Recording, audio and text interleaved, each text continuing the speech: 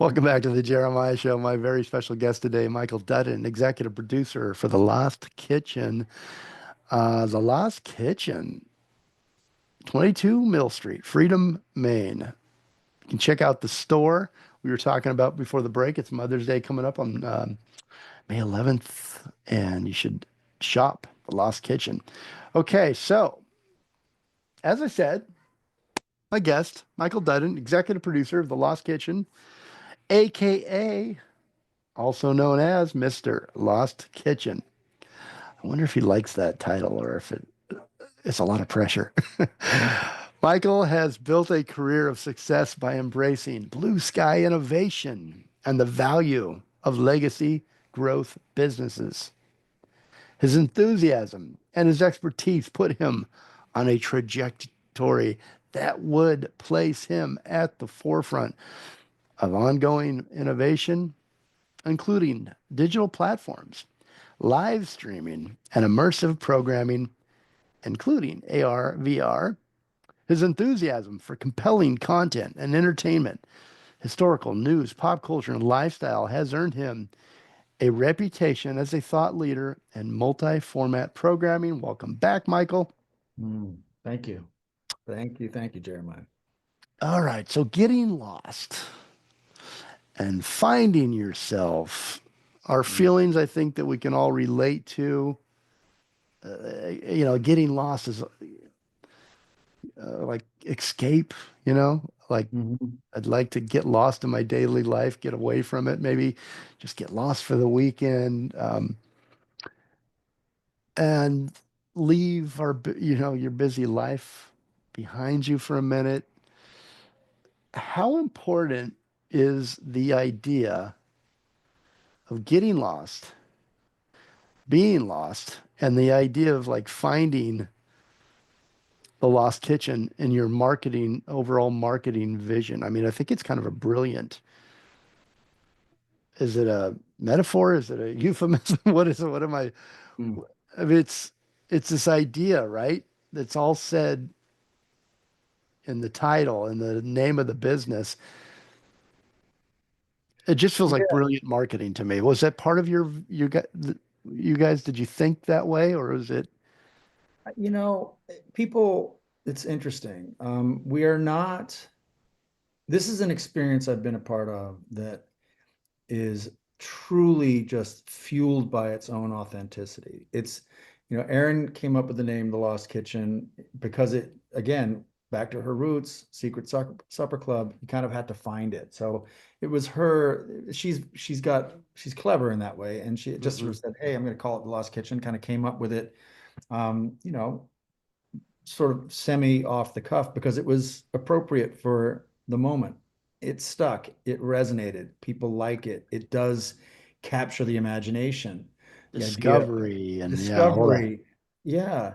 And about and the idea of she was going through a period in her life where she had to find herself. And when we got together, I also was going through a similar journey. That it just everything just sort of fit naturally and organically. But that is her thing. It wasn't sort of like this was a marketing. There's No, nothing kind of marketing about it. I mean, never once has the Lost Kitchen ever taken an ad out in anything. Never, it was all been word of mouth. The TV show, when we decided to do it, lots of people were calling in trying to get Erin's attention in that way. And this is, I helped field a lot of that and then also go out to people that I thought were the right, we just found our path on our own terms in our own way with respect to getting the story out there.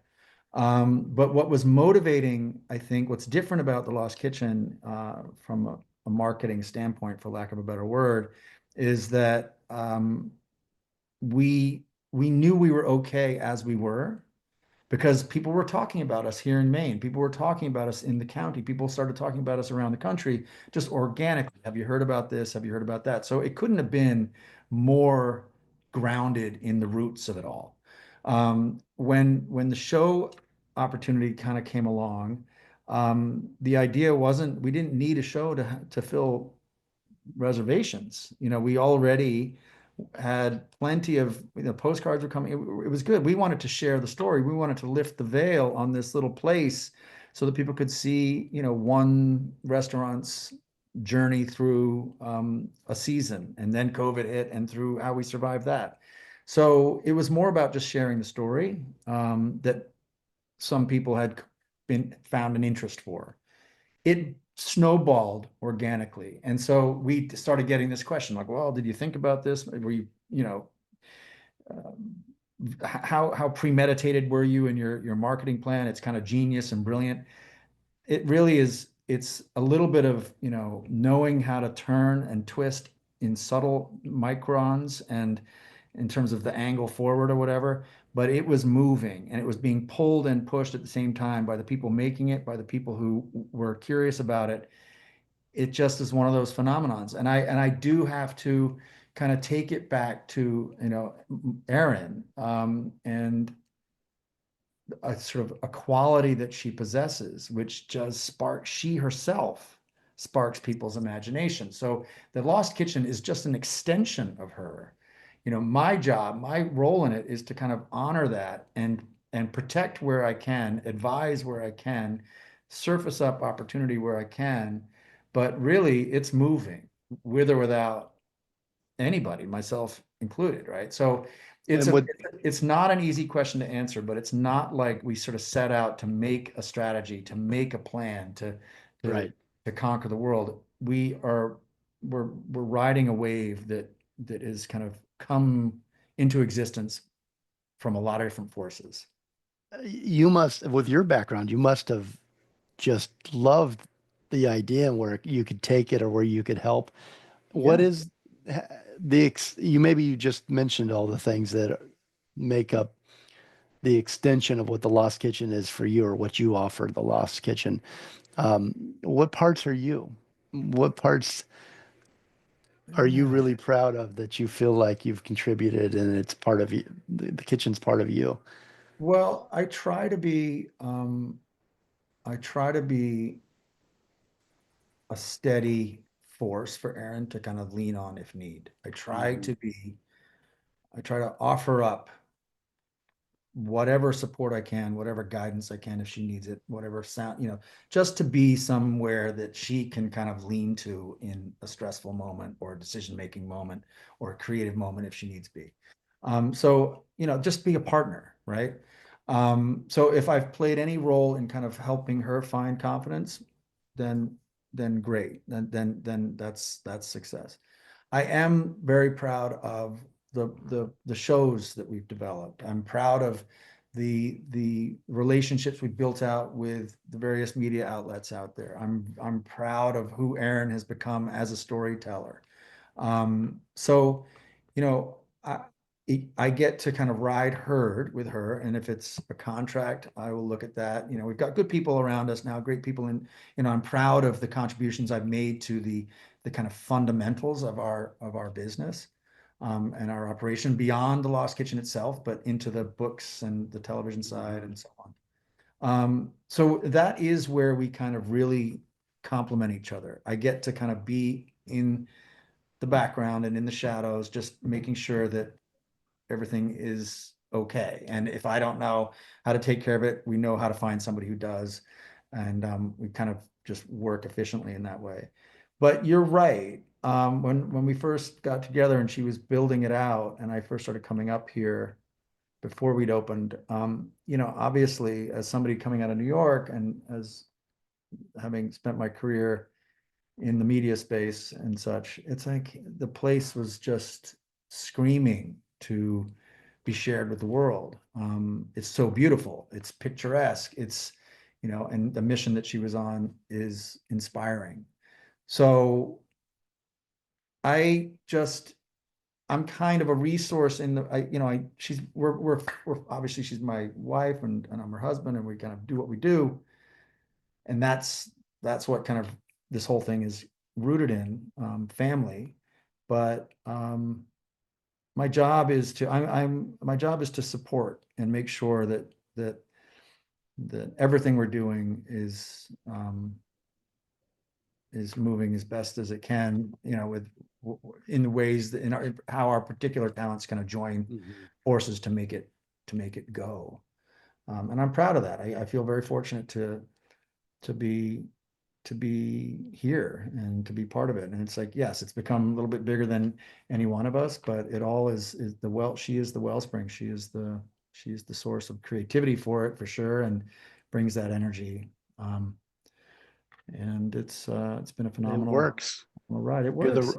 the rock, and it's so the business is so tough, the restaurant business, and couples that are in the business a lot of time they're so in it that they're drowning in some ways because there's so much coming at you all the time and it never ends. And it she speaks, I interviewed Erin a few months back, and she speaks um, so much to what you just said, that how much she can count on you and the support that you offer her.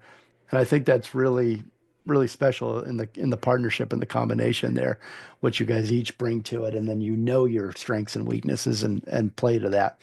And it works really well. And I won't ask you how you met, because I know Aaron told me don't don't ask Michael that. He doesn't like that story that I much. don't But mind it. let's just say you did get together, and she was in Freedom and you were in New York, and you both were driving back and forth, right, to see each other.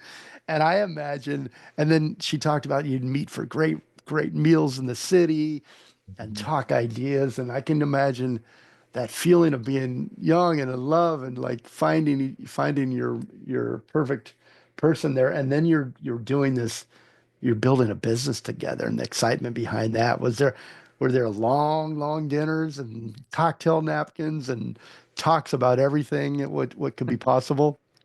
That's the only part I'll Yeah, ask you. I won't occasionally. ask you to tell the rest of the story, but Occasionally, yeah. When we first got together, yeah, I was still living in New York City and she was up here, and we met on Match.com. I don't mind saying it. It's okay. okay. I wasn't It's gonna ask you. it's mentioned on, I think we mentioned it in the first Yeah, episode. she mentioned it, Yeah. and she said, but don't ask him. Well, I used to be a little bit sheepish about it, but that was 2013, man. It was like it was before all of the Tinders and the this and that's and swiping left, right, and whatnot. Thank, Um, thank but we God for connected. Match.com, right? For you, I What's mean, that? thank Ma- God for Match.com for you guys. Yeah. Yeah. So it was great. The funny thing about that to me, people. So when you go on and you set a profile, you set a radius, right? And people come up to me all the time. I heard you met on Match.com. Why'd you set your radius to 500 miles? I was like, man, you think I'm the one that set the radius? I was like 40 blocks. Um, she's the one that The said it. And girl in the anyway, wilderness, what's that? the Yeah. girl out in the wilderness with nobody around. Yeah. It was the You need to best thing. expand. It was the best thing that happened to me. It was so different and so unique. And, at the time, I was just starting to date again and all of this. And we started just talking on the phone. So we quickly bounced off Match.com into texting and email and then phone calls. And the phone calls, this is again, you got to keep in mind, like she was still in the Airstream, the Lost Kitchen was still under construction. Um, we were both fine, standing in the burning embers of collapsed lives, respectively, divorces and things. And we started talking, and the first few phone calls were epic.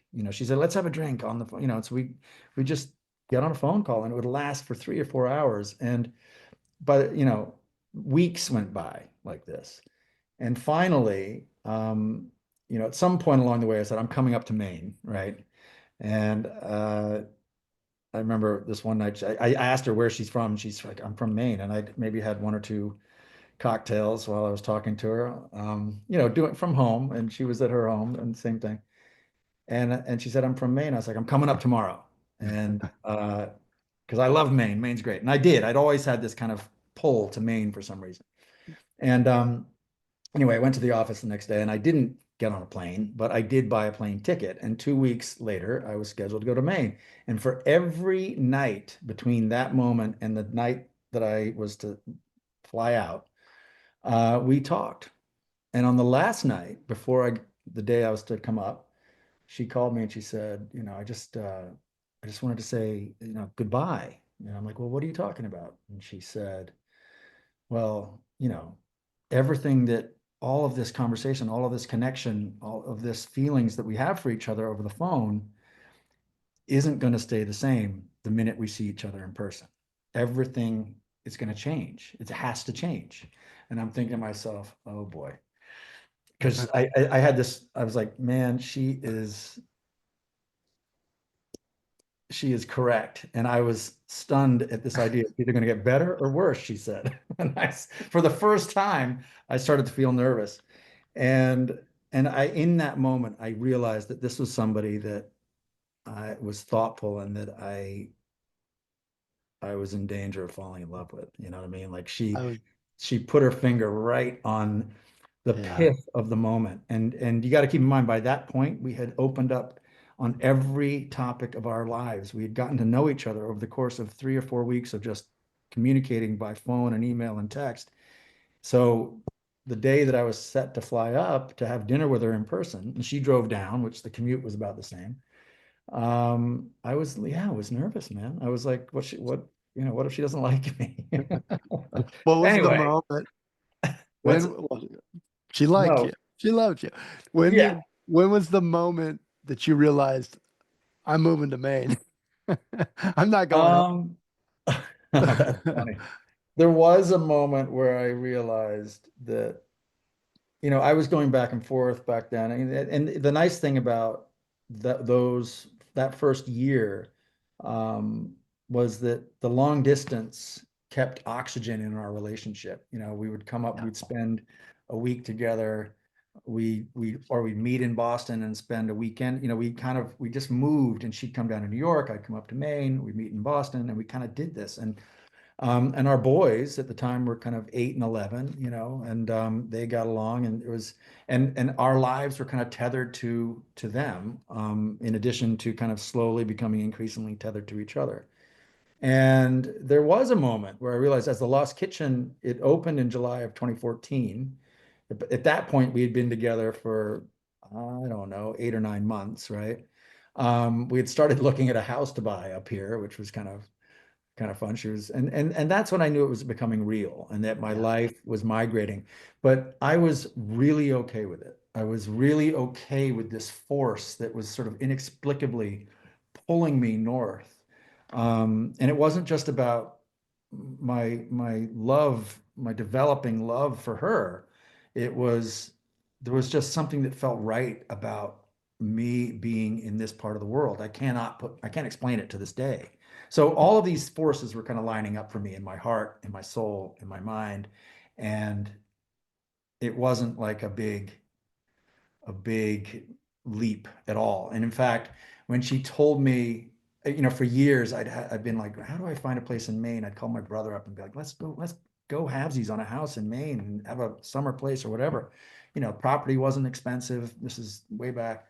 And so when she said to me she's from Maine, it was like, I swear, I heard the unlatching of a door in my mind. It was like click, and I just walked through it. It was it I to this day, she's like, I'm from Maine, and click. And I was like, this is how it happens. This Wow. is how I end up there, is falling in love with somebody, which I did. And so everything else is kind of gravy on some level. Yes, it's hard work, and yes, it's all of the challenges and such. But you asked me earlier, like, what gives me the confidence? How do I stay focused? It's remembering that. It's like I am where I am supposed to be. And there's nothing more empowering than that knowledge. So I feel lucky that I found that, and that I'm here and that I get to work on all of these things and tackle these various challenges and meet so many people and so on. It's really, really gratifying. And I am beyond lucky in that way. So I know that's a long-winded way of answering your question, but that's sort of the feels that went into it, and that's to this day. I think that's a really, really great story. And so when you were falling in love in these first few weeks, when you heard that, the door open and all these things are happening for the two of you, and you're connecting on these great deep levels. Did you play your music for her? And did she show you her favorite restaurants? Was that, you know how She definitely showed, we definitely went to some great restaurants in New York and in Portland. how about the Um, music? and the music, it's funny. Did you I are there might have songs? accidentally, I might have serenaded her by accident over the phone once, After a that couple didn't, cocktails, you got brave. yeah, after a few cocktails, that didn't go, it didn't go so well. I think she was having second thoughts in that moment. We hadn't even met yet. Um, but, but, um, I survived. I survived. We did have some amazing dates. So the funny thing was, when that first time we met at a place in person. We met at a place called Street and Company in Portland, which is to this day, it's a really nice place. We had a drink there, and she had mapped out. I mean, I'm flying into her territory. She knows, Hmm. she knows her way around. People know who she is, uh, and so she kind of set this plan in place, and she always gave herself an out, right? She's like, if I don't like him after the, so it was like, If he let's start if with he a drink. brings If his that works, guitar, yeah. No, the guitar was nowhere. The guitar was nowhere. I'd survived that. That had been a forgotten, it was a, sort of the equivalent of a stub toe. I just gentle misstep. She's come around. She likes some of the things I do now on the music side. But anyway, so Street and Company, which led to Forest Street, where we had dinner, and things were just you know how these things go. We're just clicking, and everything was flowing. And she thought, well, if we survive that, then we'll go to the next place, and ended up at Eventide, and so it was just a great journey through these amazing restaurants in Portland, Maine, that were familiar to her, and they were phenomenal, and we had a great time. So it was it's a fun. great story. So you gave up your suits for the flannel. Yeah, I still have the suit. There's this, Still in the closet, huh? still upstairs. Yeah, but Uh, yeah, man, you don't need them as much up here, it turns out. yeah. Which do you prefer now? Do you prefer the city life, or are you a Maine boy through and through now? Ooh, well, I love it here. But we both like New York in particular, and we both like getting into cities and traveling around, enjoying great meeting with Hmm. friends and going out to dinner and things. So yeah, there's always part of me. I mean, I spent the better part of 20 years living and working in New York. I mean, all of it. It is a great, it was a great chapter for me, personally and professionally. It made me who I am today in a lot of ways. It fuels a lot of the conversations that we have up here. Um, but it's also a place that Erin loves. Um, she enjoys getting into the city too. So for just to be able to balance it out and know that we can Right. go there, it's a great thing. So yeah, And then go home and and come find the home. kitchen, Yeah. find the lost kitchen. Okay, let's take a real quick break again here. Michael Dunn is my special guest, executive producer in the Lost Kitchen. Um, you can find the Lost Kitchen on Facebook at Find the Lost Kitchen, on Instagram, the Lost Kitchen, and the website. If you forget all that, go to findthelostkitchen.com, and there's some easy links to the social media and a whole lot more. There are cookbooks by Erin French. There are recipes. There's a store, and I mentioned the store because it's Mother's Day, May 11th. It's coming up quick. So shop now for mom at the Lost Kitchen store. My mom loves the Lost Kitchen store, so I'm gonna have to make a trip there myself and get lost with us when you go to the website. Sign up every Friday, delivered to your inbox. Lost Kitchen recipes, invites to special events, and stories written so beautifully as Erin French does. Sign up on findthelostkitchen.com and shop the springtime coming up there in Freedom, Maine. Shop our springtime favorites for the kitchen, home, and more. And if that's not enough, and it's not, go to Max and catch up on season 1 through 3 of The Lost Kitchen and Getting Lost with Erin French and Michael Dutton. I'm throwing the name in there on Max Discovery Plus. We'll be right back with more of Michael Dutton.